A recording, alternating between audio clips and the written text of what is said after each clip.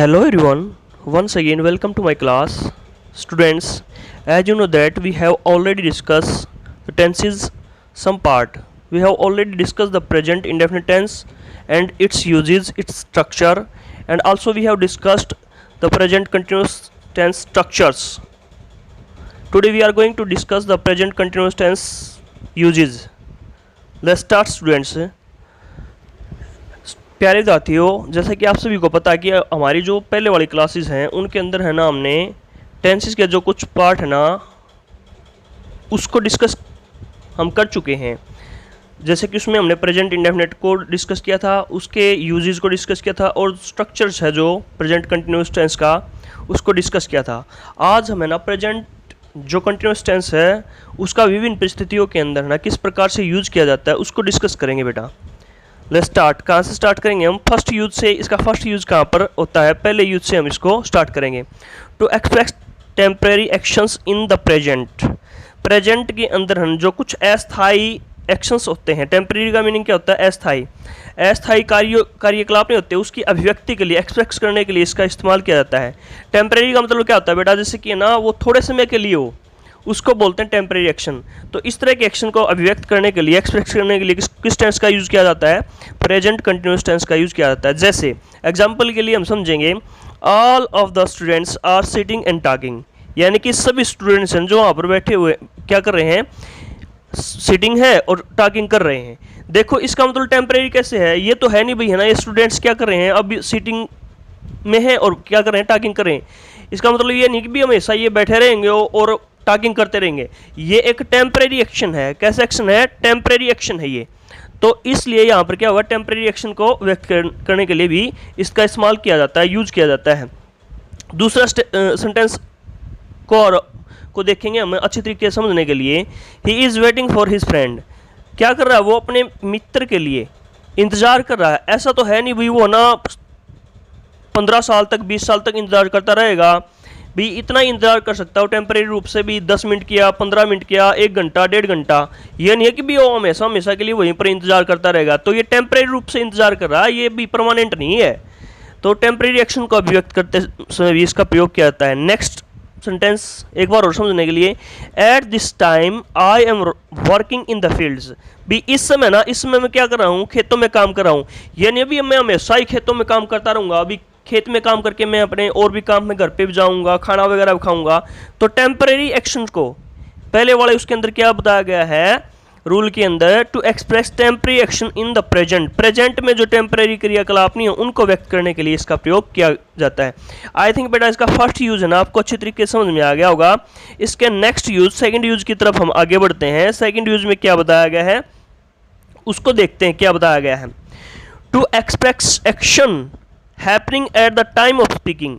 ऐसे जो क्रियाकलाप जो बोलते समय, यानी कि at the time of speaking के समय, यानी कि बोलने के वक्त जो जारी रहते हैं ना, उन क्रियाकलापों को अभिव्यक्त करने के लिए इसका प्रयोग किया जाता है। यानी कि एक्सप्रेस, जब हम बोल रहे होते हैं और बोलते समय हमारे कार्य हो रहे होते हैं ना, उसको अभिव्यक्त करने के लिए भी प्रेजेंट कंटिन्यूस टेंस का प्रयोग किया जाता है। फॉर एग्जाम्पल देखते हैं समझने के लिए, mister Gupta is teaching in the class.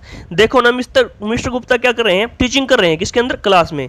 ये जो है ना एक्शन हो रहा है हमारे बोलते समय हो रहा है, यानी कि at the time of speaking हो रहा है। Next example, he is playing football, यानी कि हमारे बोलते समय क्या कर रहा है? वो फुटबॉल खेल रहा है। Her brother is sleeping at present. At present mean यानी कि इस समय क्या कर रहा है? उसका भाई सो रहा है। तो ये क्या बेटा? सारे एक्शन जो हो रहे हैं ना eight the time of speaking हो रहे हैं, यानी कि बोलने के वक्त जारी हैं ये। जब कोई बोल रहा होता है ना, ऐसे कार्यों को अभिव्यक्त करने के लिए भी हम प्रेजेंट कॉन्टिन्यूस टेंस का प्रयोग करते हैं। नेक्स्ट यूज की तरफ हम आगे बढ़ते हैं। नेक्स्ट यूज जो इसका यूज नंबर 3 है उसकी तरफ हम आगे बढ़ेंगे बेटा। लेकिन इसमें एक ना पहले ना हम क्या करेंगे? नोट को करेंगे आगे बढ़ने से पहले। थर्ड यूज की तरफ बढ़ने पे, we do not use present indefinite tense with some phrases, यानी कुछ फ्रेजेस के साथ ना हम प्रेजेंट इंडेफिनिट टेंस का प्रयोग नहीं करते। यहाँ पर इंसर्ट कर लेना बेटा, यहाँ पर इंसर्ट जरूर कर लेना राइटिंग करते समय। मैंने ये इंसर्ट का जो है ना वो दे रखा है, निशान दे रखा है, इसको अच्छी तरीके से ना छोड़ना नहीं बिल्कुल भी। हमने कैसे लिखना है इसको? We do not use present indefinite tense with some phrases like, at the moment, at present, यानी कि इसके साथ है ना हम है ना प्रेजेंट इंडेफिनिट टाइम्स का प्रयोग नहीं करते हैं। बट किसके साथ कर सकते हैं हम? But we can use present continuous tense with at, परंतु किसके साथ हम प्रेजेंट कंटिन्यूअस टेंस का प्रयोग कर सकते हैं? एट दिस टाइम के साथ, एट प्रेजेंट के साथ, eight the moment, now, now a days, still, these days. आप इनको कीवर्ड्स भी कह सकते हो, इनको कीवर्ड्स भी कह सकते हो, जिनकी पहचान करके आप है ना इजीली है ना एग्जाम के अंदर अगर आपको ये जो वर्ड दिखें और प्रेजेंट की बात हो रही हो तो आप है ना उसके अंदर श्योरली क्या कर सकते हैं? प्रेजेंट कंटिन्यूअस टेंस का प्रयोग कर सकते हैं। इनको आप कीवर्ड्स में भी रख सकते हो, मैंने वैसे मेंशन नहीं कर रखा, ये आपके कीवर्ड्स हैं। क्या बेटा? ये कीवर्ड्स हैं आपके, ठीक है ना बेटा, ये कीवर्ड्स हैं आपके। आगे बढ़ते हैं बेटा इसका यूज नंबर 3 की तरफ। आई थिंक यहाँ तक आपको अच्छी तरीके से प्रॉपरली समझ में आ गया होगा। इसका जो यूजेस नंबर 3 है उसके अंदर देखते हैं हम क्या बताया गया है। To express action in progress but not necessarily at the time of speaking, यानी कि ऐसे कार्यकलापों की अभिव्यक्ति के लिए, एक्सप्रेस करने के लिए प्रेजेंट कंटिन्यूअस का प्रयोग किया जाता है जो बोलने के समय नहीं हो रहे होते हैं परंतु रेगुलर प्रोसेस में लगातार हो रहे हैं। यानी कि जब हम बोल रहे होते हैं ना उस समय तो हो नहीं रहे हैं लेकिन अननेसेसरी रूप से ना वो ना प्रोग्रेस में होते हैं। To express action in progress, ऐसे एक्शन को व्यक्त करने के लिए जो प्रोग्रेस के अंदर है, but not necessarily at the time of speaking, लेकिन बोलने के समय नहीं हो रहे होते हैं।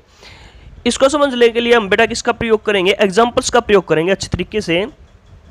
He is writing a novel now a days, देखो बेटा वो क्या कर रहा है? नॉवल लिख रहा है इन दिनों, ये लेकिन लिख तो रहा है लेकिन हमारे बोलने के समय नहीं लिख रहा है। जरूरी थोड़ी अभी हमारे बोलने के समय लिख रहा हो, मैंने कहा अभी इन दिनों ना, इन दिनों है ना वो क्या कर रहा है? नॉवल लिख रहा है। तो ये क्या हो रहा है बेटा?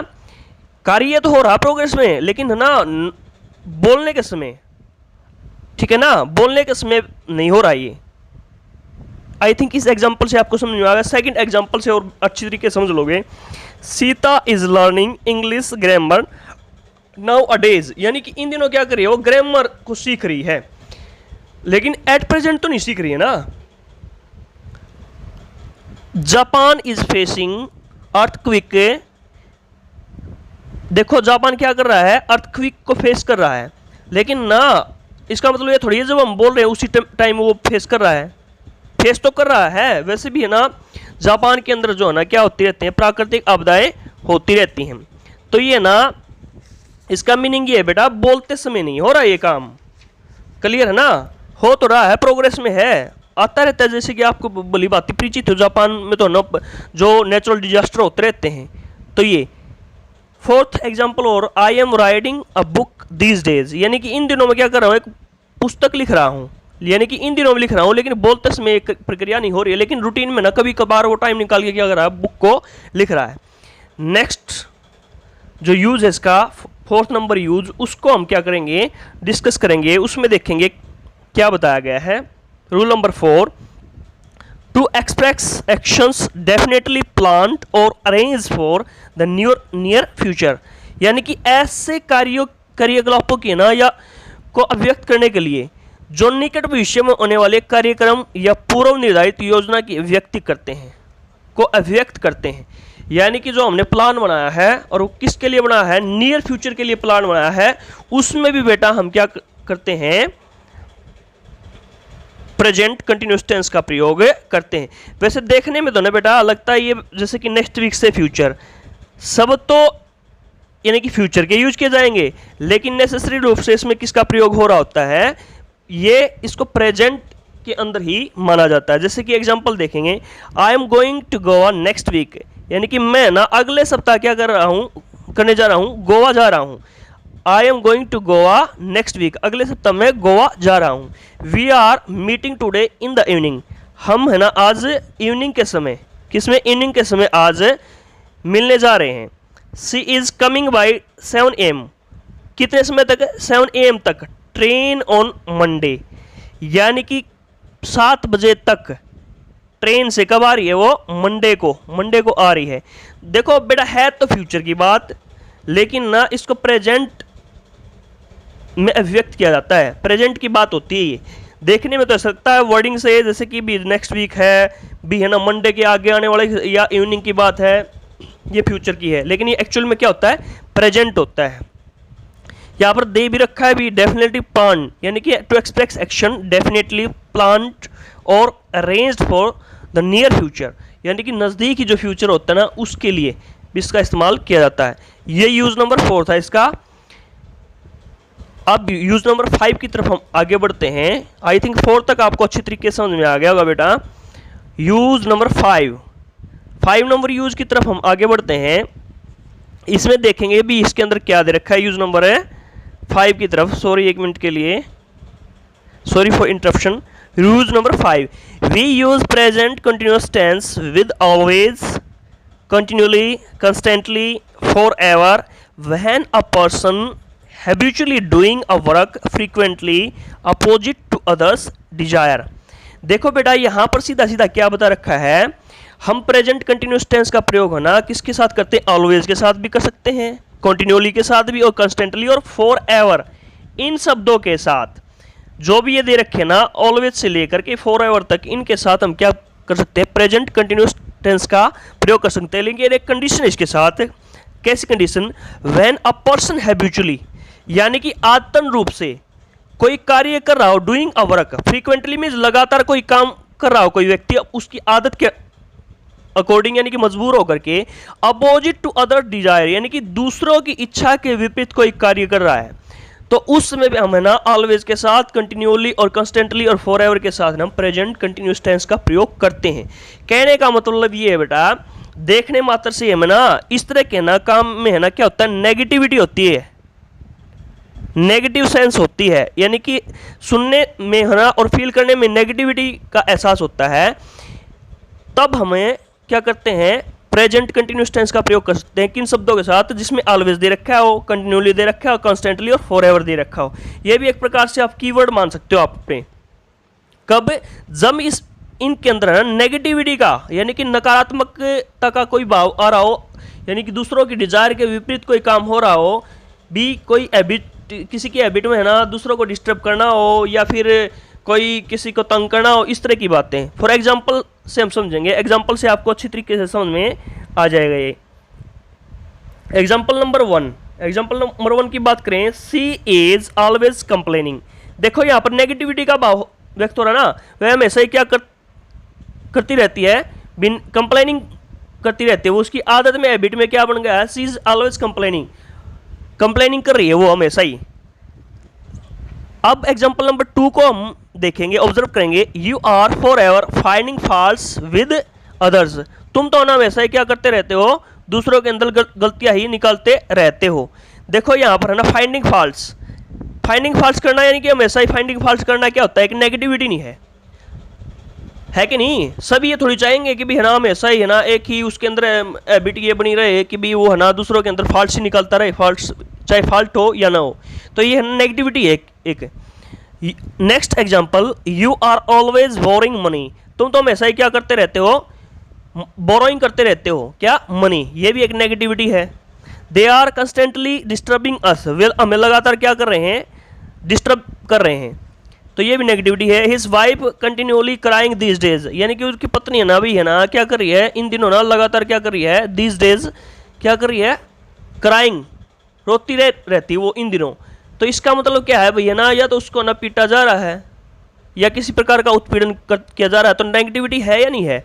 तो सीधा सा बेटा इसको पहचाना है, क्या है, नेगेटिविटी का भाव इसके अंदर आ जाता है। आई थिंक है ना जो 5th जो है ना यूज है, ये भी आपको अच्छी तरीके से समझ में आ गया होगा।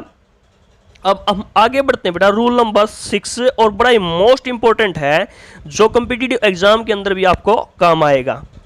रूल नंबर 6, इसके अंदर हम देखेंगे बेटा क्या दे रखा है, we do not use present continuous tense with following verbs. हम है ना प्रेजेंट कंटिन्यूअस टेंस का प्रयोग नीचे दी गई कुछ वर्ब्स के साथ नहीं करते हैं।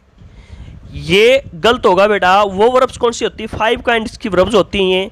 वर्ब्स ऑफ परसेप्शन होता है बेटा किसी चीज़ को फील करना, अनुभव करना, उसको बोलते हैं। देखो सी नहीं है, सी को और हियर को, स्मेल को और फील और एटसेट्रा। ये क्या है, ये वर्ब्स कुछ ऐसी वर्ब्स हैं जिसको हम है ना अपने आप ही महसूस कर लेते हैं। क्या कर लेते हैं बेटा, अपने आप ही महसूस कर लेते हैं। जैसे किसी अगर मान लो हम ना देखते हैं तो हमें कोई ये थोड़ी कर रहा, प्रेरित कोई कर रहा है देखने के लिए, हमारी अपने आप आँखें ना उसको सी करती हैं। हियर करने का है, किसी चीज़ का या हमारे हाथ से छूट करके गिर गई या कहीं पर जोरदार धमाका हुआ है तो अपने आप सब होता है, अपने आप वहाँ पर हमारा वो नहीं चला जाता ध्यान। स्मेल को भी हम सब तय कर लेते हैं भी, क्या करते हैं भी, कहीं से बोझा गंदी वो होती है, बदबूआरी होती है, तो उसको इजीली हम अपने आप ही स्मेल को वो नहीं कर लेते हैं, अपनी अटेंशन में नहीं लेकर आते हैं। फील भी, जैसे फील करना भी हम अपने आप फील करते हैं भी, हम खुशी का भाव भी, दुख का भाव भी। और इसके अंदर एक्सेट्रा के अंदर अगर मैं ये बात करना चाहूँ ना, जैसे कि रिकग्नाइज और नोटिस को भी इसके अंदर शामिल कर लिया गया है। किसके अंदर, वर्ब्स ऑफ परसेप्शन। परसेप्शन का मतलब होता है बेटा अनुभव करना, स्वतः ही अनुभव करना किस चीज़ को। तो इसके अंदर है ना बेटा सीइंग, हियरिंग, स्मेलिंग, फीलिंग, ऐसा कभी भी यूज नहीं किया जा सकता। तो ये है ना क्या होता है, प्रेजेंट। मोस्टली इनके अंदर किसका इस्तेमाल किया जाता है, प्रेजेंट इंडेफिनिट टेंस का प्रयोग किया जाता है। आई कैन सी, जैसे कि मैं कहता हूँ मैं देख सकता हूँ, आई कैन सीइंग थोड़ी कह सकता हूँ ही इज सीइंग मी, ऐसा थोड़ी कहा जा सकता है, ये रॉन्ग हो जाएगा। वर्ब्स ऑफ अपीयरेंस, अपीयरेंस का मतलब होता है देखने से किस चीज़ को, यानी कि लुक, रिसेंबल करना किस चीज़ को, सीम करना, और अपीयर, ये क्या है बेटा, वर्ब्स ऑफ अपीयरेंस है। इसके अंदर भी क्या नहीं किया जाता, प्रेजेंट कंटिन्यूअस टेंस का प्रयोग नहीं किया जा सकता है। क्लियर है बेटा। इससे रिलेटेड जितने भी है ना अपीयरेंस से रिलेटेड है उनके साथ कभी भी प्रेजेंट कंटिन्यूअस का प्रयोग नहीं किया जाता। वर्ब्स ऑफ इमोशंस, जो हमारी भावनाओं से जुड़ी हुई कुछ वर्ब्स होती हैं उसके साथ भी हम ना कंटिन्यूअस, जैसे कि मैं कह दूं आई एम वांटिंग, मैं चाह रहा हूं, नहीं, ऐसा कभी भी नहीं होगा, गलत होगा। आई एम वांटिंग नहीं होगा, बिल्कुल गलत हो जाएगा। आई वांट क्या रहेगा, आई वांट। या मैं पहले वाली वर्ब्स की बात करूं, जैसे कि हमने सी, ये जो परसेप्शन वाली बात है, जैसे कि मैं कहूं we are seeing with our eyes, हम अपनी आंखों के साथ देख रहे हैं, गलत है बिल्कुल। We see with our eyes ऐसे बोलेंगे हम, we see with our eyes. Are you hearing a strange noise, क्या तुम है ना सुन रहे हो, नहीं, बिल्कुल भी नहीं, ये गलत होगा। Do you here a strange noise, क्या तुम है ना एक अजीब सी आवाज़ सुनते हो, सुनाई दे रही है ना तुम्हें, इस तरीके की बात होगी बेटा, हियरिंग नहीं होता है। हाँ, इसको ना हम जिरेंट के रूप में प्रयोग कर सकते हैं, लेकिन ना हेल्पिंग वर्ब के साथ वर्ब की जो है ना फर्स्ट फॉर्म और आईएनजी अप्लाई नहीं कर सकते इनके साथ में। तो कहा था हमने अपीयरेंस के साथ कर लिया था। जैसे कि ना मैं अब थर्ड नंबर की बात करूँ, verbs of emotions, want, desire, wish, hate, like, hope. और इसके अलावा अगर मैं बात करूँ ना, बी रिफ्यूज़ है, बिलीव है, डाउट है, और माइंड है, एटसेट्रा। ये बहुत सारी ऐसी जो है ना वर्ब्स हैं जो किससे रिलेटेड आती हैं, इमोशंस से रिलेटेड आती हैं, इसके साथ भी प्रयोग नहीं किया जाता। वर्ब्स ऑफ थिंकिंग, यानी कि थिंकिंग के दौरान जिस वर्ब्स का प्रयोग किया जाता है, थिंक का मतलब सोचना, सपोज भी किसी का अनुमान लगाना होता है, एग्री भी सहमत, कंसीडर होता है भी सोचना, ट्रस्ट किसी पे विश्वास करना, ये क्या है, वर्ब्स ऑफ थिंकिंग है। इनके साथ भी कंटिन्यूअस टेंस का प्रयोग नहीं किया जाता। वर्ब्स ऑफ पोजेशन, पोजेशन क्या होता है बेटा, अधिकार में किसी चीज़ को दिखाना। बिलोंग, जैसे कि मैं कह दूँ he is belonging, it is belonging, बिल्कुल भी नहीं होगा बेटा, इट बिलोंग्स टू मी, ठीक है ना, बिलोंगिंग नहीं होगा बिल्कुल भी। तो इसी तरीके से बेटा ओ, ऑन, पोसेस, कंटेन, हैव, ये इसका क्या प्रयोग होगा बेटा, कंटिन्यूअस में प्रयोग बिल्कुल ही गलत होता है। जैसे कि मैं कह दूं I am having a car, बिल्कुल रॉन्ग होगा, आई हैव अ कार, इस तरीके से होगा बेटा प्रयोग। जैसे कि और थिंक का हम बात करें, थिंकिंग वाली जो है, थिंकिंग का एक एग्जांपल ले लें हम, आई एम थिंकिंग, मैं सोच रहा हूँ, ये गलत बात है बिल्कुल। आई थिंक, आपने सुना भी होगा आई थिंक, मेरे विचार में, आई थिंक, इस तरह की बातें सुनी होगी। तो बेटा ये, और जैसे कि रिमेंबर की बात अभी हम करें तो रिमेंबरिंग करना किस चीज़ को, बिल्कुल भी नहीं होगा, रिमेंबरिंग नहीं होता है। I am remembering him, I remember him, मैं उसको जानता हूँ। तो इस तरीके से बेटा आपको समझ में आ गया होगा आई थिंक प्रॉपरली। अगर फिर भी किसी प्रकार की समस्या हो तो आप कंसल्ट करते हो, यू कैन टेक्स्ट और call me. In the last, I would like to say that if you like this explanation or understand this explaining better way, please like, share and subscribe my channel and press the bell icon to get the more notification related to my channel. Thank you and have a nice day.